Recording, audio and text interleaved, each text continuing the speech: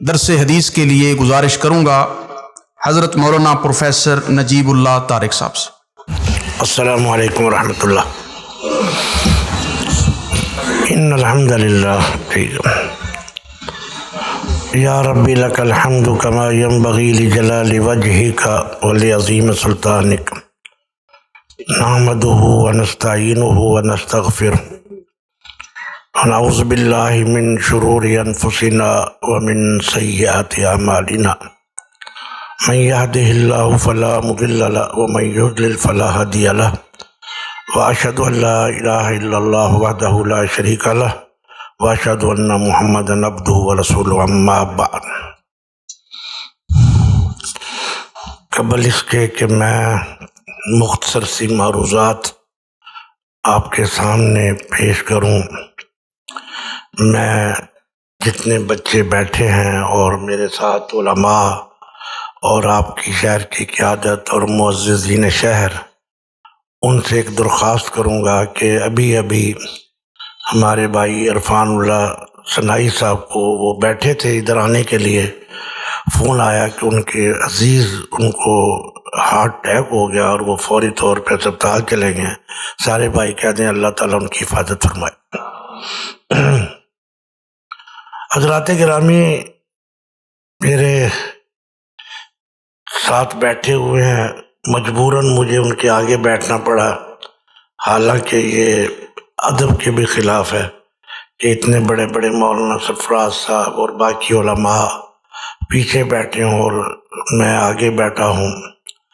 مجھے انتہائی زیادہ ایک ہچکچاہٹ سی محسوس ہو رہی ہے، لیکن شاید سیٹنگ کا انتظام ہی اس طرح کیا گیا تھا۔ صحیح مسلم کی حدیث آخری پڑھی گئی ہے۔ میں اس وقت ان تمام علمی نکات کو بیان نہیں کروں گا کہ وہ کون سے علماء ہیں جو کہتے ہیں کہ مسلم شریف کو بخاری کے اوپر فوقیت حاصل ہے۔ یہ آپ کو علماء نے، اساتذہ نے بتایا ہوگا کہ وہ کون سی خصوصیات ہیں جن کی بنا پہ بعض محدثین صحیح مسلم کو بخاری پر ترجیح دیتے ہیں کہ یہ اس سے بڑی اور زیادہ جامع کتاب ہے۔ اسی طرح میں ان نکات کی طرف بھی نہیں جاؤں گا کہ جس میں مشہور اعتراض کیا جاتا ہے کہ امام مسلم بن حجاج القشیری، ان کے استاد تو امام بخاری بھی ہیں، احمد بن حنبل بھی ہیں رحمۃ اللہ علیہ، لیکن کہتے ہیں کہ امام مسلم نے اپنی صحیح مسلم امام بخاری سے ایک بھی روایت بیان نہیں کی، جبکہ ان کے استاد ہیں وہ۔ پھر میں اس طرف نہیں جاؤں گا ان کی تاریخ پیدائش کیا تھی، تاریخ وفات کیا تھی۔ ان کی وفات کا ایک بڑا عجیب قصہ بیان کیا جاتا ہے، اگرچہ اس سے اچھے نتائج بھی اخذ کیے جا سکتے ہیں، اور اس چیز کی طرف بھی جانے کی ضرورت نہیں ہے کہ امام بخاری رحمۃ اللہ علیہ نے اپنی کتاب کا اختتام کتاب التوحید پر کیا اور انہوں نے کتاب التفسیر پہ کیا، اور جو حدیث پڑھی گئی ہے ھذان خصمان، اور پھر قسم کھا کے ابو درداء یہ بیان فرمائیں، میں قسم کھاتا ہوں کہ یہ آیت تو اتری ہی حضرت علی مرتضیٰ کے بارے میں ہے، ابو عبیدہ کے بارے میں، حضرت حمزہ کے بارے میں ہے، اور عتبہ شیبہ اور ولید کے بارے میں اتری ہے۔ جب یہ جنگ بدر ہوئی تو سب سے پہلے کافروں نے کہا کہ آئے نکلے مقابلے میں، تو 3 انصاری نکلے، تو کافروں نے کہا نہیں انصاریوں سے ہمارا مقابلہ نہیں ہے، ہماری برادری کا کوئی آئے۔ تو پھر حضور صلی اللہ علیہ وسلم نے حضرت علی مرتضیٰ، حمزہ اور ابو عبیدہ کو بھیجا۔ وہ کہتے ہیں کہ یہ آیت ھذان خصمان اختصموا ان کے بارے میں نازل ہوئی ہے۔ اب اس کے بارے میں بھی میں جو اصول تفسیر ہیں کہ جب یہ راوی کہتے ہیں کہ یہ آیت ان کے بارے میں نازل ہوئی ہے تو اس کا مطلب حقیقی کیا ہوتا ہے؟ کیونکہ کئی آیات ایسی ہیں کہ دو دو تین تین چار چار واقعات آ جائے. اس وقت نازل ہوئی، وہ کہتے ہیں اس وقت نازل ہوئی، خاص طور پہ قل هو اللہ احد کے بارے میں. یہ ساری علمی بحثیں میں اس لیے چھوڑ رہا ہوں کہ یہاں عوام الناس بھی بیٹھے ہوئے ہیں، تو میں چاہتا ہوں کہ علم کے حوالے سے چند باتیں، وہ بھی اس لیے کہ میرے کچھ شاگرد کالجوں میں پڑھا رہے ہیں، کوئی چنوٹ میں ہے، کوئی محمدی شریف میں ہے، کوئی فیصل آباد میں ہے. وہ جب پروفیسر میرے پاس آتے ہیں اور کہتے ہیں کہ استاد جی اس وقت پاکستان کا تعلیمی نظام کا بیڑا غرق ہو چکا ہے جو اسکولوں اور کالجوں میں پڑھایا جا رہا ہے، کہ جو بچے میٹرک کر کے آ رہے ہیں ان کو ایک شعر یاد نہیں ہے، ایک فقرے کی وہ ہم کہتے ہیں نا ترکیب، وہ اس کا ٹینس نہیں بنا سکتے، جو پتہ ہی نہیں ہے ان کو ناؤن پروناؤن کیا ہے، اردو بالکل نہیں آتی ان کو. تو اس وقت سمجھ آتی ہے کہ یہ دینی مدارس کتنی بڑی نعمت ہے. تو علم کے حوالے سے ہماری امت جو ہے نا، ہمارے ماں باپ وہ بالکل توجہ نہیں کر رہے، بالکل نہیں توجہ کر رہے. اور اگر میں آپ کو سب سے پہلے علم کے حوالے سے دو واقعات سنانا چاہتا ہوں تاکہ جو اگلی میری بات ہے وہ واضح ہو جائے. ایک واقعہ تو پرانے زمانے کا ہوگا، بہت پرانے زمانے کا، اور ایک واقعہ میرا اپنا ہے. دو واقعات میں سنا کے بات کو آگے چلاؤں گا. ایک کوئی آدمی تھے مجاہد، ان کا نام فروخ تھا. فروخ، ان کی بیوی کو اللہ تعالیٰ نے امید دلائی کہ اللہ تعالیٰ اس کو کوئی بیٹا یا بیٹی دے گا. ابھی بچے کی پیدائش نہیں ہوئی، بیٹا یا بیٹا پیدا نہیں ہوا، تو وہ کہیں جہاد میں چلے گئے اور جاتے جاتے 50,000 درہم یا دینار یا اشرفیاں اپنی بیوی کو دے گئے. کہنے لگے یہ میرے پیسے سنبھال کے رکھنا. وہ کہیں ایسا ہوا بیچارے کو، وہ کہیں گیا گرفتار ہو گیا یا کہیں مشہور ہوا، وہ 25-30 سال کے بعد آتا، 25-30 سال کے بعد آتا. تو رات کو آتا ہے، اپنے گھر آتا ہے تو دروازہ کھٹکھٹاتا ہے تو اندر سے ایک آدمی نکلتا ہے. تو وہ اندر جاتا ہے، کہتا بھائی اندر کیوں بڑھ رہے؟ کہتا میرا گھر ہے. وہ دونوں لڑنا شروع ہو جاتے ہیں. وہ اپنے گھر میں جاتا ہے، اس کے گھر میں پہلے کوئی آدمی ہے، وہ دونوں لڑتے ہیں. وہ کہتا میرا گھر ہے. کہتا تم کون ہو؟ جنبی ہو. اندر سے ایک عورت نکلتی ہے، وہ کہتی ہے بیٹا یہ تو تمہارے ابو ہیں جو 30 سال بعد آئے، ان کے جانے کے بعد بیٹا پیدا ہوا. اچھا، بات یہاں پہ ختم نہیں ہوتی. اس کے بعد وہ نماز کے لیے چلے جاتے ہیں، عشاء کی نماز کے لیے یا کسی نماز کے لیے. تو کافی لوگ بیٹھے ہیں. تو وہ جو 30 سال کے بعد آیا ہے وہ مسجد میں بیٹھا ہے، دور دیکھتا ہے کہ ایک نوجوان ہے، اس نے پگڑی پہنی ہے، جبہ پہنا ہے اور درس دے رہا ہے، اور پورے شہر کے لوگ، امیر وزیر سارے جتنے ہیں وہ سارے بیٹھے اس کے سامنے سر جھکائے درس سن رہے ہیں. اچھا، جب رات ہوئی تھی، جب وہ آیا تو اس نے اپنی بیوی سے پوچھا آتے ہی کہ میرے 50,000 کدھر ہیں؟ وہ کہتی صبح دوں گی، سنبھال کے رکھے ہوئے تمہارے 50,000، صبح میں تمہیں تمہارے 50,000 دے دوں گی. اچھا، وہ اب عشاء کی نماز پڑھ کے آیا، درس سنا نہیں، آگے کہنے لگا اپنی بیوی کو آج مسجد میں نے ایک بڑا عجیب نظارہ دیکھا ہے. ایک نوجوان ہے، عالم ہے، کمال درجے کا، اور پورا شہر بیٹھا ہوا ہے، امیر وزیر تاجر علماء اس کا درس سن رہے ہیں. اتنی عزت اس کو دی، اتنا بڑا عالم ہے. وہ بیوی کہنے لگی وہ 50,000 دینار چاہیے یا وہ عالم چاہیے تمہیں؟ کہتا مجھے وہ عالم چاہیے. کہنے لگی وہ جو 50,000 تم مجھے دے گئے تھے نا، وہ تیرے بعد ایک بچہ پیدا ہوا تھا، میں نے سارے 50,000 اس کی تعلیم پر لگا دیے. وہ جو نوجوان درد دے رہا وہ تیرا بیٹا ہے, وہ تیرا بیٹا ہے. اچھا, اب میں آپ کو اپنا واقعہ سناتا ہوں کہ ماں باپ جب بچوں کی تعلیم کے حوالے میں اس قدر, جس طرح میں اب آگے واقعہ بیان کرنے لگا ہوں, یہ علمی درس نہیں ہونا کوئی. سمجھتے ہیں کہ میں کوئی بڑے علمی نکات بناؤں گا, کوئی قافیے اور جناب ناوی صرفی, کوئی مبتدا اور خبر فاعل صفت مشبہ, وہ میں ساری چیزیں چھوڑ رہا ہوں. وہ ہمارے آپ کے استاد صاحب نے پڑھا دیا ہوگا انشاءاللہ, کلاس میں پڑھاتے ہیں. اچھا, بات یہ ہے کہ مجھے سن 1978 میں مدینہ یونیورسٹی میں داخلہ مل گیا, چلا گیا پڑھنے کے لیے. اچھا, جب میرا تیسرا سال تھا, سیکنڈ کلاس, تھرڈ ایئر, تو امتحان کو باقی رہ گیا 1 مہینہ, 1 مہینہ باقی رہ گیا. مدینہ یونیورسٹی میں امتحان خاصے ٹف ہوتے تھے. اب مجھے نہیں پتہ کیا صورت حال ہے اس زمانے میں, یہ تو 40-45 سال پہلے کی بات ہے, بڑے ٹف تھے. اب پڑھائی زوروں پہ شروع ہوگی, دن رات ہم محنت کر رہے ہیں.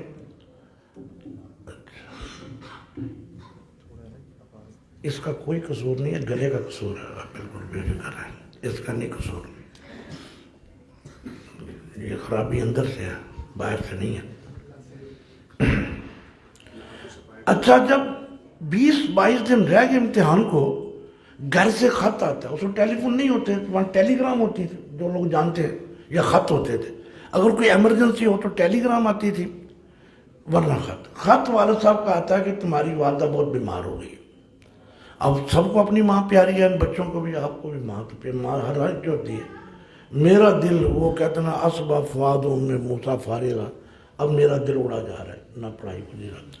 اور ساتھ اس میں لکھا ہے کہ تمہاری ماں کا پیغام ہے کہ طارق کو کہو کہ پاکستان نہ آئے, پڑھے. اچھا, پھر کیا ہوا, 2-4 دن کے بعد پھر خط آ گیا کہ تمہاری ماں کو ہسپتال میں داخل کرا دیا, طبیعت زیادہ خراب ہو گئی ہے, اب پھر نہ پڑھا جائے. پھر 3-4 دن کے بعد خط آیا کہ ڈاکٹروں نے جواب دے دیا. اب امتحان کو رہ گئے کوئی 18 یا 20 دن.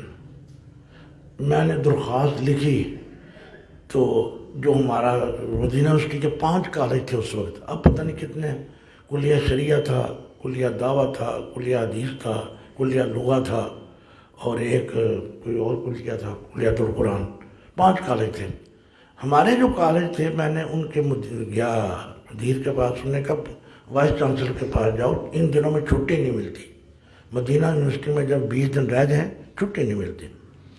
میں نے درخواست لکھی, ان کے پاس چلا گیا. وائس پرنسپل کمرے سے باہر نکل کے بیری کے نیچے بیر کھا رہا تھا, اور اس کا ڈرائیور گاڑی سٹارٹ کر رہا تھا, دوپہر کا وقت. میں نے درخواست ڈال دی. وہ کہنے لگا حل لا تصبر شہرن, یار 1 مہینہ انتظار کر لو, امتحان ہونے یا چھٹیاں ہونے یا ٹکٹ دیں گے چلے جانا. میں نے کہا میں 1 منٹ بھی نہیں انتظار کر سکتا. کہتا پھر 5 دن کی چھٹی دوں گا. میں نے کہا آپ کو پتہ ہے سعودی عرب میں کس طرح مسئلہ ہے, پہلے خروج لگوانا, خروج دخول, 1-1.5 دن تو وہاں خرچ ہو جاتا ہے, پھر سیٹ بک کرانی. کہتا نہیں 5 دن سے زیادہ چھٹی نہیں ملے گی.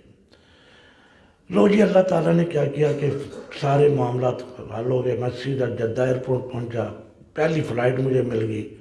تو ہم لاہور میں تھے, ہم لاہور پہنچے.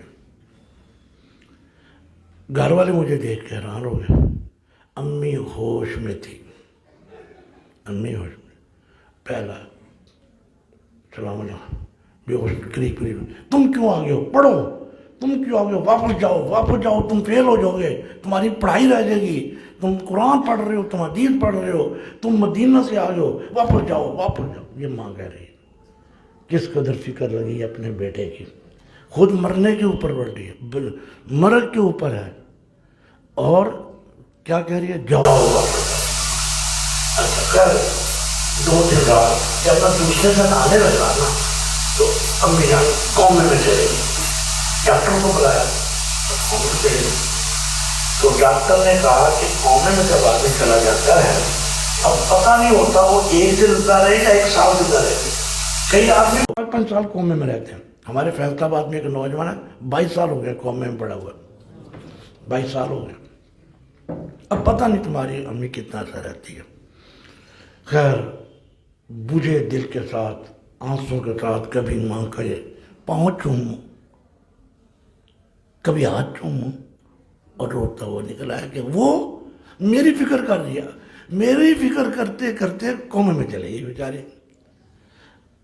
اب میں نے ابا جان کو کہا کہ اب میں جا رہا ہوں، امی کی وصیت بھی ہے، ان کی وصیت بھی ہے، حکم بھی ہے، چھٹی بھی نہیں ہے، میں جا رہا ہوں۔ تو ابا جان اب مجھے امی کے بارے میں کوئی خط نہیں لکھنا، مجھے اپنی امی کے بارے میں خط نہیں لکھنا۔ اچھا چلا گیا، سیدھا جدہ گیا، عمرہ کیا، وہاں پہنچا، امتحان قریب تھے، 5-10-15 دن امتحان کی تیاری میں رہا، اور آپ کو پتہ وہاں تیسرے دن رزلٹ آ جاتا، دوسرے دن بیٹھا اور ٹکٹ ملی سیدھا لاہور ایئرپورٹ پہ، ان کو بتا دیا تھا میں آ رہا ہوں۔ ابا جان اور میرے بڑے بھائی وہ گاڑی لے کے ٹیکسی آئے ہوئے تھے، ہم بیٹھ گئے، اب ڈرائیور گاڑی چلا رہا ہے، ابا جان آگے بیٹھے ہیں، پیچھے میں اور میرا بھائی۔ اب میرے اندر حوصلہ ہی نہیں پڑ رہا کہ پوچھوں کہ امی کا کیا بنا، حوصلہ ہی نہیں پڑ رہا۔ گاڑی مال روڈ سے آتی، گاڑی میں قبرستان کی خاموشی اس طرح ہے کہ بس سانس بھی نہیں آ رہی، مکمل گاڑی میں خاموشی ہے، سکوت، اور سکوت اتنا خوفناک تھا، بڑا کیا بنے گا ہمارے ساتھ۔ چلتے چلتے جب گھر آیا تو میں نے پوچھا گھر کے روندے ہوئے، امی کا کیا حال ہے؟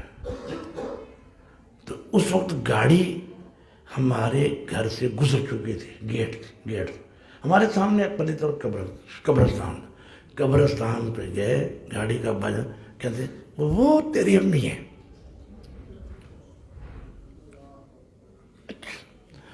کیا آپ والدین بھی اپنے بچوں کی تعلیم کے بارے میں اتنی اہمیت کرتے ہیں؟ کیا آپ بھی سوچتے ہیں کہ آپ کا بچہ اسکول نہیں گیا، مدرسے میں نہیں آیا؟ کیا آپ بھی اس طرح سوچتے ہیں؟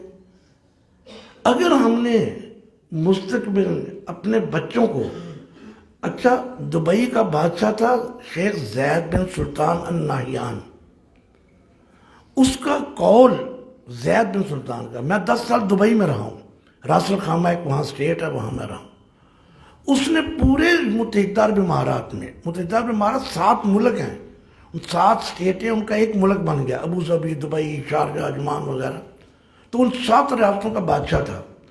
پورے متحدہ عرب امارات کی، جس میں میں وہاں تھا، ساری دیواروں پہ ایک فقرہ لکھا ہوا تھا، الامہ ہی التی لا تقرأ تموت قبل اوانہا، جس قوم کے بچے پڑھے نہیں، جس قوم کے بچوں نے تعلیم حاصل نہ کی، وہ قوم وقت سے پہلے مر جائے گی، وہ قوم وقت سے پہلے مر جائے گی۔ آئیے حضرات گرامی، یہ تو چند باتیں تھیں، اب میں آپ کو کچھ چیزیں لکھی ہیں وہ میں آپ کو سنانا چاہتا ہوں، نبی علیہ السلام کے فرمان آپ کو آتے ہیں، آپ کو سب کو آتے ہیں، لیکن علم سکولوں میں بھی اٹھتا جا رہا ہے، اور یہاں بھی اپنا بڑی معذرت کے ساتھ اساتذہ کرام سے، میں بھی اسی آپ کا ہی ساتھی ہوں، ہمارا بھی جامعہ میں، وہ صحابی فرماتے ہیں لبید رضی اللہ تعالیٰ عنہ، ایک دن باتیں چل رہی تھیں، حضور نے کہا ہاں یہ واقعہ اس وقت ہوگا، یہ صورتحال اس وقت ہوگی جب علم ختم ہو جائے گا، علم اٹھ جائے گا۔ میں نے کہا یا رسول اللہ علم کس طرح اٹھ جائے گا؟ یا رسول اللہ علم، ہم قرآن پڑھتے ہیں، نحن نقرأ القرآن ونقرئ ابناءنا ویقرئ ابناؤنا ابناؤہم، ہم قرآن پڑھتے ہیں، ہم اپنے بچوں کو پڑھائیں گے، ہمارے بچے اپنے بچوں کو پڑھائیں گے، تو علم کس طرح ختم ہوگا؟ ہم قرآن تو پڑھتے ہیں، ساری دنیا قرآن پڑھتی ہے۔ تو لبید نے کیا کہا؟ حضرت لبید نے حضور کو کیا فرمایا؟ حضور نے فرمایا کہ یہ حادثہ کب ہوگا؟ جب علم اٹھ جائے گا۔ تو حضرت لبید نے کیا فرمایا؟ حضور علم تو اٹھے گا ہی نہیں، علم تو کسی صورت میں اٹھنا ہی نہیں ہے۔ ہم قرآن پڑھتے ہیں، ہم اپنے بچوں کو پڑھائیں گے، ہمارے بچے اپنے بچوں کو پڑھائیں گے۔ حضور نے فرمایا واللبید ثقلت قومک، تیری ماں تجھے گم پائے۔ میں انی لاراک افقہ رجل بالمدینہ، میں تو مدینے میں سب سے زیادہ سمجھدار آدمی تجھے سمجھتا تھا یار۔ کہنے لگے یہ تورات، یہود اور نصارہ تورات اور انجیل پڑھتے نہیں ہیں۔ فرمایا اصل یہ ہے کہ لوگ قرآن اور حدیث پڑھیں گے لیکن عمل نہیں کریں گے، عمل نہیں کریں گے۔ یہ وقت جب آئے گا، میری مراد یہ تھی۔ اور علم جو اٹھایا جاتا ہے، وہ روایت آپ کو سنی، ان اللہ لا یقبض العلم انتظام ینتزع من العباد، اللہ تعالیٰ کبھی بھی اس طرح نہیں کرے گا کہ علم اٹھ جائے، علم نہیں اللہ کھینچے گا، ولیکن ینتزع علماء، اللہ تعالیٰ علماء کو اٹھا کے لے جائے گا، علماء نہیں بچیں گے۔ پھر لوگ کیا کریں گے؟ جاہل لوگوں کو اپنے امام بنا لیں گے، پھر لوگ ان سے مسئلے پوچھیں گے، فتوے بھی، خود بھی گمراہ، لوگوں کو گمراہ کر رہے ہوں۔ آج سوشل میڈیا پہ ہر آدمی مفتی بنا ہوا ہے، اور ٹی وی کے اوپر۔ اور حقیقی بات یہ ہے، حقیقی بات کہ اس وقت صورتحال ہماری یہ ہے کہ علم، قرآن اور حدیث کا علم، وہ اس قدر اور لوگ اس کی طرف توجہ بھی نہیں کر رہے۔ ایک کالج کے اندر 10,000 بچہ، وہ لاہور میں ایک یونیورسٹی ہے، 25,000 وہاں بچے پڑھ رہے ہیں، اور پاکستان کا ہمارا سب سے بڑا مدرسہ جامعہ صرف 1100 ہے، وہاں ایک یونیورسٹی میں 25,000 ہیں لاہور میں۔ کیا وجہ ہے کہ لوگ اس کو، اور پھر کہتے پتہ کیا ہم، وہ کہتے ہیں جی کہ مولوی بنو گے تو تمہارا مستقبل کیا ہوگا، مولوی کا مستقبل کیا ہوگا۔ میں کہتا ہوں مولویوں کا بغیر تمہارا مستقبل کیا ہوگا؟ اگر مولوی مر گئے تمہارا مستقبل کیا بنے گا؟ اور ہمارے ایک دوست ہیں، اس کو بچہ پڑھ رہا تھا مدرسے میں، تو اس کا کوئی رشتہ دار آیا، کہنے لگا بچہ تم تو لوگوں کے پیچھے رہ جاؤ گے۔ کہتا ہے میں پیچھے چلوں گا ہی نہیں، میں تو چلنا ہی آگے، میں تو پیچھے چلنا ہی نہیں، میں تو چلنا ہی آگے، میں کتنا پیچھے رہ سکتا ہوں۔ جس وقت ہم اس علم کو، یہ جو علم ہم حاصل کر رہے ہیں، سن لیں میری بات، جن کے بچے پڑھ رہے ہیں وہ تو مبارکباد کے مستحق ہیں۔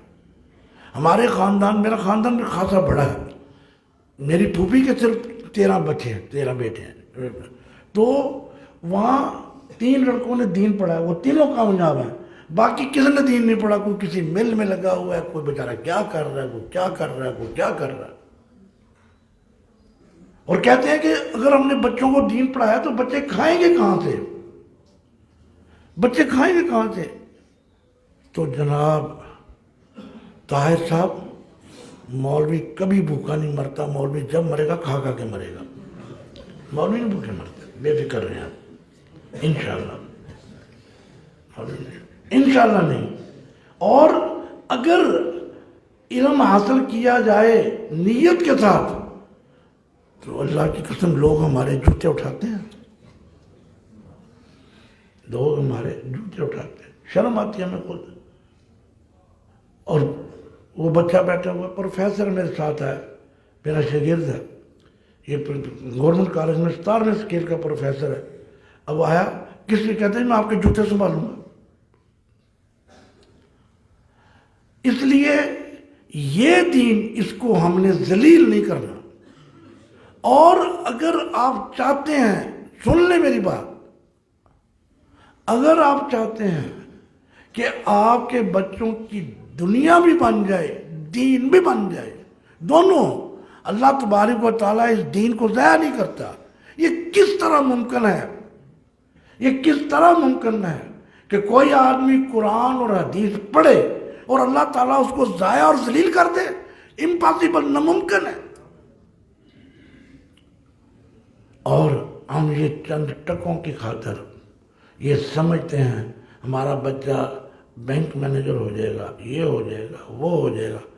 ہمارے آج میں ایک آج میں نے 2 جگہ جانا تھا، ایک سیال موڑ میں الرحمہ والوں نے کسی گاؤں میں بہت بڑا کوئی ادارہ بنایا، وہ 11 بجے وہاں تھا، لیکن ایک آدمی فوت ہو گیا تھا اتوار کو، ہمارے محلے کا میرا دوست تھا، تو 8 بجے اتوار کو 8 بجے اس کا مجھے فون آتا ہے صبح، اکھڑی ہوئی آواز، مولانا مولانا، میں کہا میں تمہارا، مجھے پہچانے، میں کہا تیرا نمبر آ گیا، بالوں میں جائے، مولا بولتا نہیں، اور چھانس اکھڑا ہو، مولوی صاحب میرا جنازہ آپ نے پڑھانا، میرا جنازہ آپ نے پڑھانا، میں کہا کہ مرزا کیا ہو گیا آپ کو؟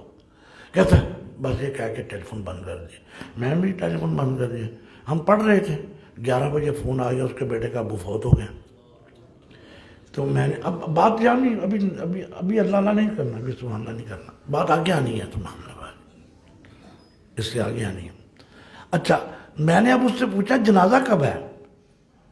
اچھا اب چونکہ وہ وصیت کر گیا کہ آپ نے جنازہ پڑھانا، تو میں نے پوچھا جنازہ اتوار کو فوت ہوا 11 بجے، کہتا ہے جی جنازہ پڑھانا ہے بدھ کو زور کے مارے، میں کہا سوموار منگل اتوار سوموار، کہنے لگا جی میرے سارے ابو کے ساری اولاد باہر ہے، ایک بیٹا پرتگال میں ہے، ایک بیٹی کینیڈا میں ہے، ایک بیٹا چائنا میں ہے، اس کی بیٹی، مطلب اس کے 6 بچے تھے، ایک بچہ ادھر، باقی سارے، ایک پرتگال تھا، ایک کینیڈا تھا، ایک چائنا تھا۔ اب وہ مرتے وقت ایک بچہ بھی نہیں ہے قریب، اور 3 دن لاش پڑی رہی ہے۔ ہاں عربوں میں نا، سعودی عرب میں ایک فقرہ بولتے ہیں، اکرام المیت دفنہا، عربوں میں ایک فقرہ بولا جاتا ہے، اکرام المیت دفن، میت کا اکرام یہ ہے کہ اس کو جلدی دفن کر دے۔ اب مولوی صاحب یہ اعتراض نہیں کر دینا کہ حضور کو 3 دن کے بعد کیوں دفن کیا تھا، پھر مجھے نئے سرے سے بتانا پڑے گا، لیکن نئی بحث چل پڑے گی نا۔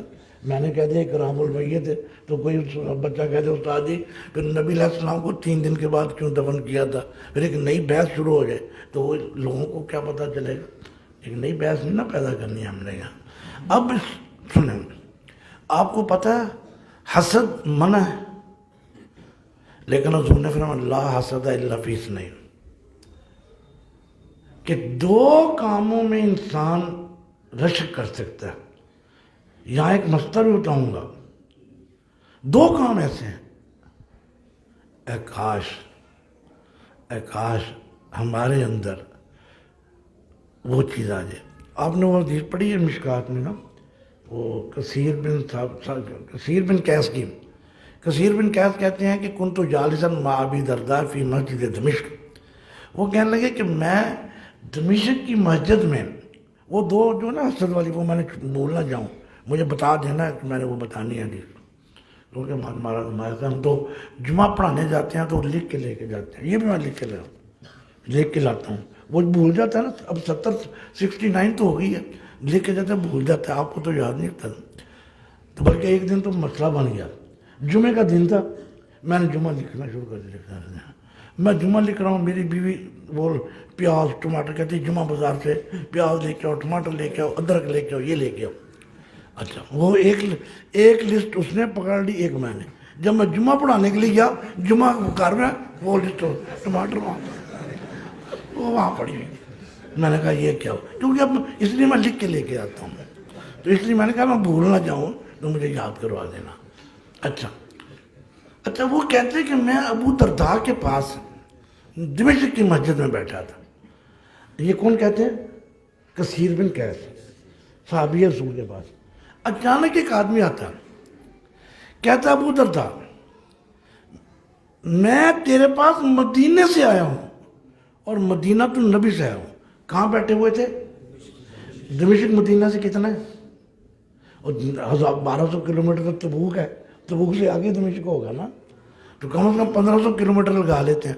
اب 1500 کلومیٹر سے میں آیا ہوں، وہاں اس وقت کاریں کوریں نہیں تھے، بیچارہ کس طرح آیا ہوگا۔ کہتے میں اور ابو درداء دمشق کی مسجد میں ایک آدمی آیا، کہنے لگا ابو درداء مجھے دمشق میں کوئی کام نہیں ہے، مجھے پتا چلا کہ تجھے ایک رسول اللہ کی حدیث آتی ہے، میں صرف حدیث سننے کے لیے آیا ہوں، صرف حدیث سننے کے لیے۔ ایک حدیث سننے کے لیے. پھر انہوں نے کہا کہ حضور نے فرمایا ہاں من سالک طریقا یلتمس فیہ علما سہل اللہ لہ بہا طریقا الی الجنہ، کہ جو علم کے راستے میں چلا، جب علم کے راستے میں چلتا ہے اللہ تعالیٰ ساری کائنات کو کہتے ہیں پیچھے ہٹ جاؤ پیچھے ہٹ جاؤ، اس کا جنت کا راستہ صاف کر دو. اور فرمایا کہ ان اللہ و ملائکتہ، آگے کیا قرآن میں کیا آتے ہیں یہ آیت یصلون علی النبی، میں نے وہ نہیں آیت پڑھنی، میں وہ نہیں پڑھنا، میں نے صرف آپ کو بتایا ہے وہ کیا آیت آتی ہے افضل، ان اللہ و ملائکتہ یصلون علی النبی. میں اور پڑھنے لگا ہوں. فرمایا ان اللہ، بے شک اللہ، و ملائکتہ، اور اس کے فرشتے، وہ اہل السماء، آسمان والے، والارض، زمین والے، اللہ، فرشتے، آسمان والے، زمین والے، حتی النملۃ فی جوریہ، یہاں تک کہ کیوٹی اپنی بل کے اندر، والحوت فی الماء البحر، اور مچھلیاں، ساری کائنات عالم کے لیے استغفار کرتی رہتی. تو یہ ساری گفتگو کا خلاصہ اتنا ہے کہ اللہ کے نبی کا علم، اللہ کے نبی کا علم جب سینے میں آ جائے تو دوستو یہ ساری دنیا آپ کے لیے استغفار کرے گی. آپ مجھے سوال کریں یہ ساری دنیا ہمارے لیے کیوں استغفار کرتے ہیں؟ سوال تو کر لو یار، پوچھو. کیونکہ ہمارے گناہ بہت زیادہ ہیں. اللہ کہتا ہے انہاں کو معافی نہیں مانگی، یعنی ساری کائنات مل کے ساڑی سے معافی کریں دے. کبھی فتویٰ غلط ہو جاتا ہے، کبھی کچھ ہو جاتا ہے، کبھی کچھ غلطی ہو جاتی ہے، تو ساری کائنات مل کر علماء کے لیے دعائیں کرتے ہیں کہ یا اللہ ان کی خطاؤں کو معاف کرنا.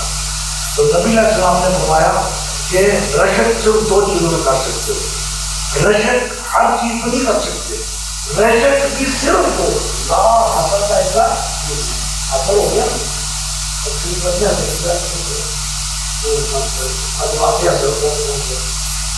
تو یہ حسد ہے کہ صرف دو چیزوں میں رشک کر سکتے ہیں. ایک اس آدمی پر، آپ کوئی آدمی دیکھیں اللہ نے اس کو مال دیا، فصل اللہ تعالیٰ کرتی، اور اللہ تعالیٰ نے اس کو توفیق دی جو مال اللہ کے راستے میں خرچ کرتا ہے. اس آدمی کا رشک کر سکتے ہو کہ یا اللہ مجھے بھی اسی طرح مال دے، پھر مجھے اسی طرح توفیق دے خرچ کرنے. ایک اس پر، ایک اس آدمی پر جس کو اللہ تعالیٰ نے حکمت دی، وہ اس علم و حکمت کے ساتھ فیصلے کرتا ہے اور دنیا والوں کو سکھاتا ہے. اس آدمی پر بھی تم رشک کر سکتے ہو، اس کے علاوہ کسی پر رشک کرنا بھی جائز نہیں. سبحان ربک رب العزت عما یصفون وسلام علی المرسلین والحمد للہ.